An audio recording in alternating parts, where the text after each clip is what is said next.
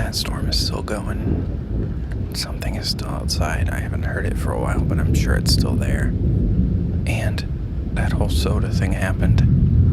I'm trying to remain calm, you know, like, that's kind of the thing I keep repeating to myself. Just stay calm, Elliot.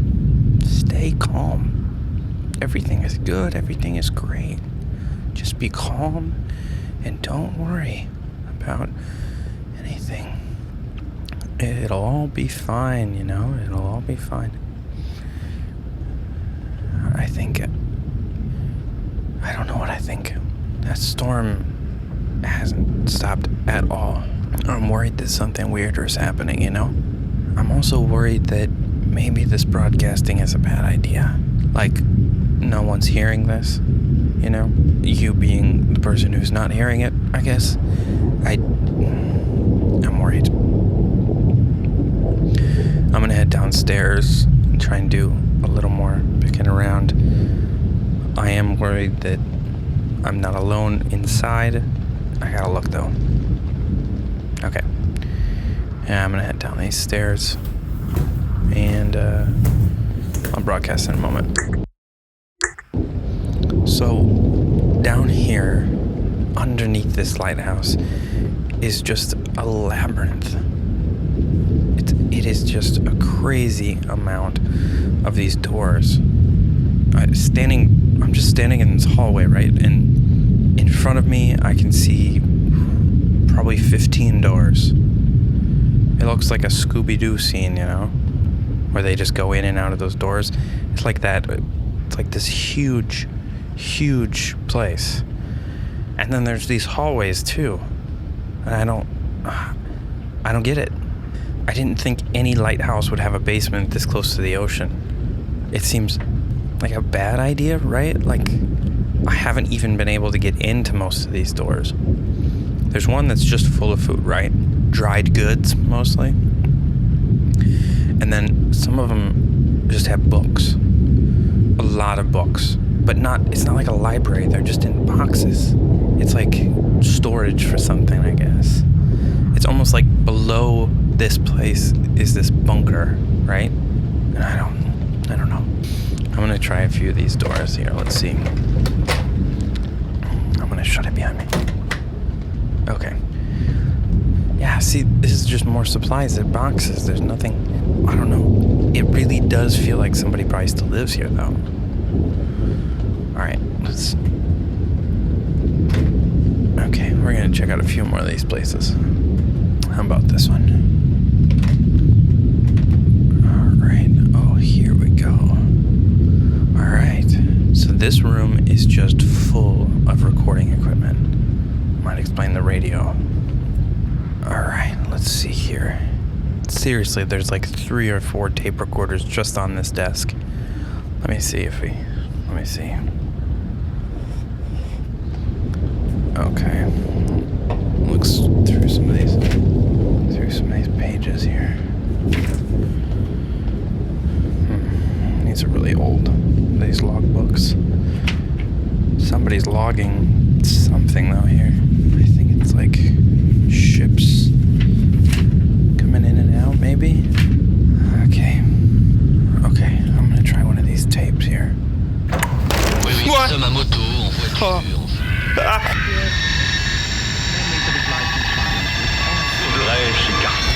Another one. Wow. This says to Christopher from Santa Claus.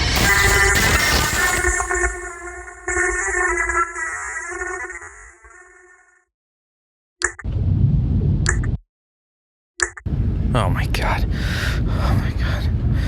Okay. All right. Okay. So the door just slammed. And I'm just here in this recording room.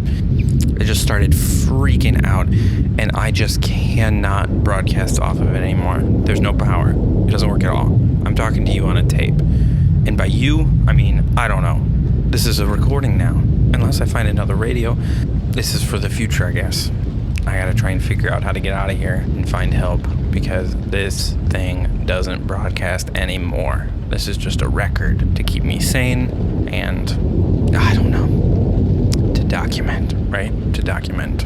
I'm certain something is out there. Just in that hallway, right? And I'm talking. Why am I talking?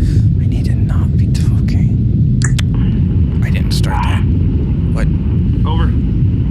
What the hell is happening? That's what you say, right? Over? But what? There it is. That was... That's me. Oh, here. Oh, my God. What the hell? Please. My name is Elliot. I ran here. I got in an Oh accident. my God. Hit something. And then that They thing must have been listening the whole time. chased. Okay. I'm gonna try one of these tapes, see if this is more of me. The night was dark. The street was dark. The house was darkest of all. Jeremy and Philip and Charlotte and Samantha were all waiting in the yard for the signal from inside. Their friend and longtime classmate Mitch was already in the dark house. Suddenly, an upstairs bedroom window flashed as they heard a large thud from inside the same room. The four outside quickly rushed up the dark porch and through the creaky old door into the dark house. The smell inside overwhelmed the darkness. Jeremy, the coolest in the group besides Samantha, shouted out into the dark house. "Mitch! Where are you, man?" shouted Jeremy, his hair perfectly tousled in absolute darkness. No one could really see it, but Samantha knew it looked great. They probably all knew. Another thud. The kids, all of them pretty cool actually, ran up the stairs to see what was happening in the dark up there. It was so dark on the way up that Philip, probably the least cool, for not liking Charlotte and spending most of his time with Jenny at the mall last Saturday, tripped on a loose step and started to fall backwards. They couldn't see him in the darkness, but the sound was as loud as the darkness was dark. Besides, Samantha knew that while he couldn't speak as he fell quickly in the dark, his face surely was the face of an apologetic boy who felt bad for wasting that much time with Jenny at the mall last Saturday. They couldn't see what was happening because of how dark the house was inside, but it was clear from the sound that Philip had hit nearly every step on his way down. Firstly, one of his arms, and then one of his legs broke right in half from the tumbling. By the time he hit the hardwood floor at the bottom of the dark stairway, it was clear the only thing that broke his fall was the torn up floorboards, with nails that stabbed right into his moderately handsome head. "Samantha, stop reading right now." "What's the matter?" "This is not appropriate 5th grade writing."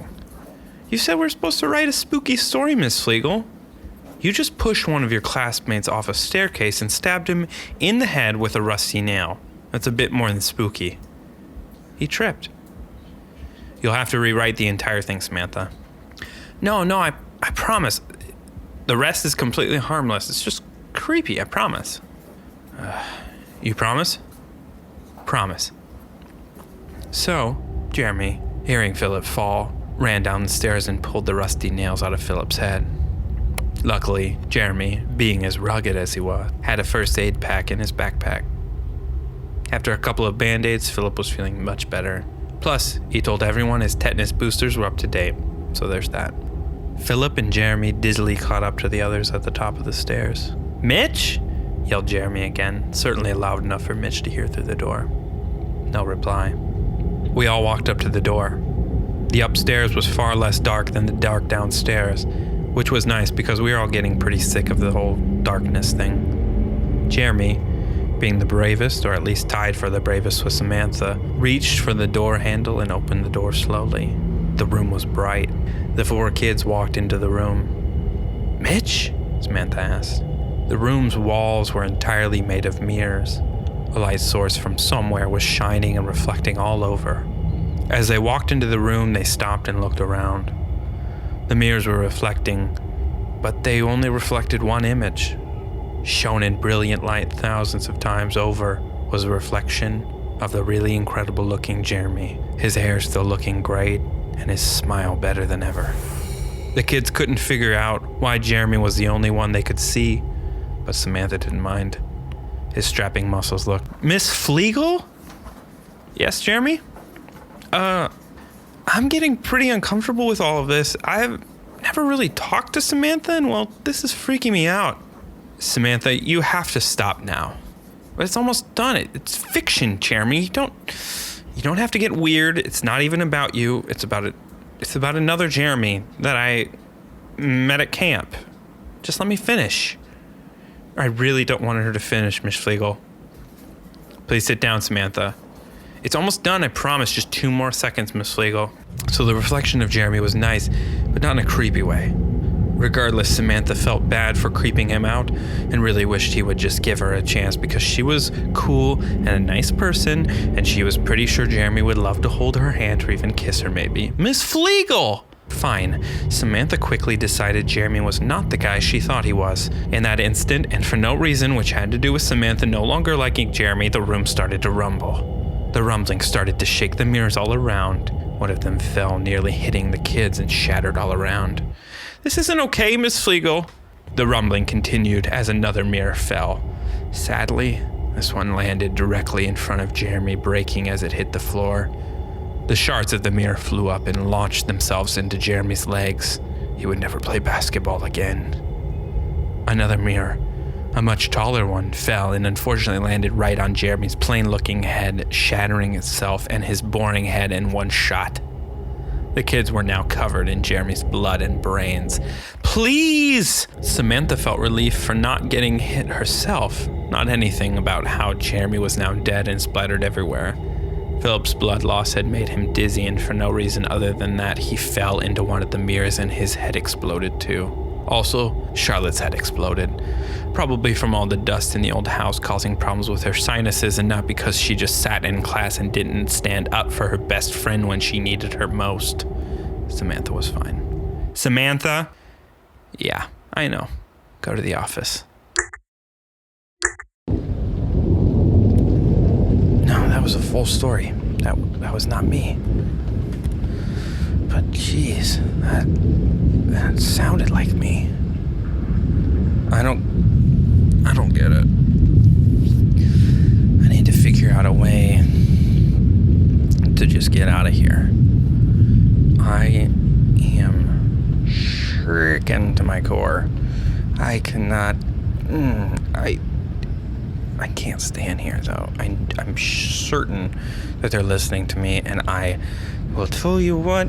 This may not be obvious, but when I get nervous, I talk, and I think this might be helping me.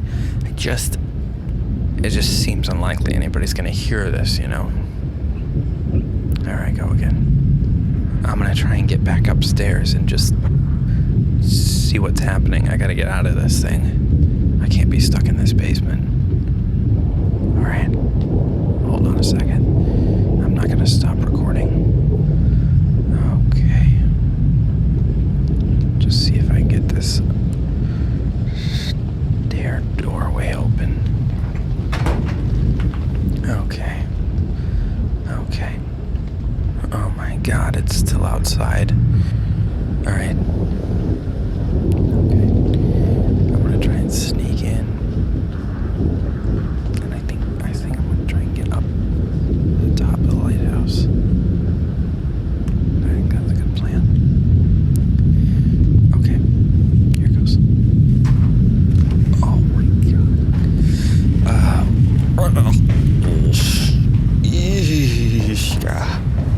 Okay. All right. Okay. It is. It's making a dent. I can see it. I can see the dent on that door. Oh my gosh, it is a big thing, whatever it is. I would say that's very true.